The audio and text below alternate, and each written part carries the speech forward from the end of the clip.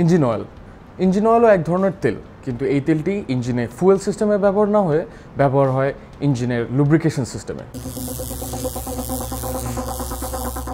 একটি ইঞ্জিনে অনেক ধরনের মেটাল কম্পোনেন্ট মুভিং অবস্থায় থাকে। এই মেটাল কম্পোনেন্টগুলো মুভিং অবস্থায় একটি আরেকটির সাথে ঘর্ষণের সময় যে ক্ষতিটা হয়, লুব্রিকেশনের কাজ ওই ক্ষতিটা রোধ করা। এছাড়াও ইঞ্জিন লুব্রিকেশন বা ইঞ্জিন অয়েলের আরও কিছু ইম্পর্টেন্ট দিক রয়েছে, যার মধ্যে প্রথমে আসছে ইঞ্জিন কুলিং। ইঞ্জিন চলা অবস্থায় যে সময় ইগনিশন চালু আছে ওই সময় ইঞ্জিনের কম্পোনেন্টগুলো মুভ করতে করতে অনেক ওভারহিট হয়। লুব্রিকেশনের কাজ হচ্ছে ওই ওভারহিটকে কমিয়ে ইঞ্জিনটিকে ঠান্ডা রাখা। ইঞ্জিন লংজিভিটি, একটি ইঞ্জিন যে সময় চলতে থাকে এই ইঞ্জিনটির পার্টসগুলো মুভিং অবস্থায় একটি আরেকটির সাথে ঘর্ষণের ফলে আমরা জানি যে মেটাল আস্তে আস্তে ক্ষয় হতে থাকে। ইঞ্জিন অয়েল একটি ইঞ্জিনের ভেতর যে পার্টসগুলো রয়েছে ওর মধ্যে একটি প্রলেপ সৃষ্টি করে, যে প্রলেপটির কারণে একটি মেটাল কম্পোনেন্ট যে সময় আরেকটি মেটাল কম্পোনেন্টের সাথে ঘর্ষণ সৃষ্টি হয় তখন এর মাঝখানে জায়গাটিকে পিচ্ছিল বানায়। তাতে আপনার কি হয়, মেটালগুলো ঘর্ষণের ফলে ক্ষয় হয় না।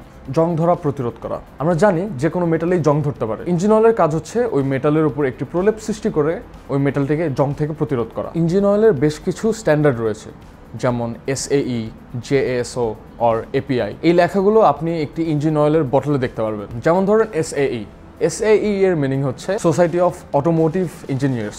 আরও রয়েছে API এর মিনিং হচ্ছে আমেরিকান পেট্রোলিয়াম ইনস্টিটিউট। এবং JASO যার ফুল মিনিং হচ্ছে দি জাপানিজ অটোমোটিভ স্ট্যান্ডার্ড অর্গানাইজেশন। এগুলো ছিল ইঞ্জিন অয়েলের স্ট্যান্ডার্ড।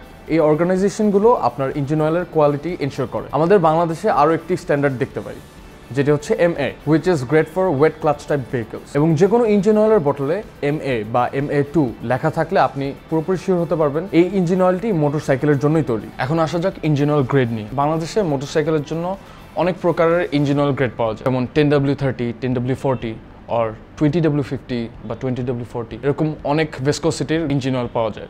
যেমন ধরুন একটি গ্রেড 10W40, এই 10W40-র মধ্যে 10 which stands for lower temperature viscosity এবং 40 stands for higher temperature viscosity। আর এই 10W40-র মধ্যে মাঝখানের এই WT আসলে মিন করে উইন্টার। হ্যাঁ, উইন্টার মিন করে।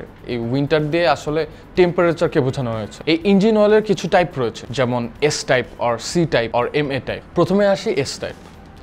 যে সকল ইঞ্জিনে পেট্রোল বা অকটেন জাতীয় জ্বালানি ব্যবহার করা হয় সেখানে S টাইপ ইঞ্জিন অয়েল ব্যবহার হয়, এবং C টাইপ ব্যবহার হয় যেই ইঞ্জিনগুলো ডিজেল চালিত। সর্বশেষ আসে MA। এই MA টাইপ ইঞ্জিন অয়েল ব্যবহার হয় মোটরসাইকেলের জন্য। এ ছিল ইঞ্জিন অয়েল সম্পর্কিত বেসিক কিছু তথ্য। ইঞ্জিন অয়েল নিয়ে বিস্তারিত আরও আলোচনা করা হবে আমাদের নেক্সট ভিডিওগুলোতে। ইঞ্জিন অয়েল সংক্রান্ত আরও ভিডিও পেতে হলে আমাদের ইউটিউব চ্যানেল সাবস্ক্রাইব করে রাখুন এবং বেল আইকনটি প্রেস করে রাখবেন, যেন আমরা কোনো ভিডিও পোস্ট করলে আপনি সাথে সাথে নোটিফিকেশনটি পেয়ে যান। সবসময় হেলমেট পরে সাবধানে বাইক চালাবেন।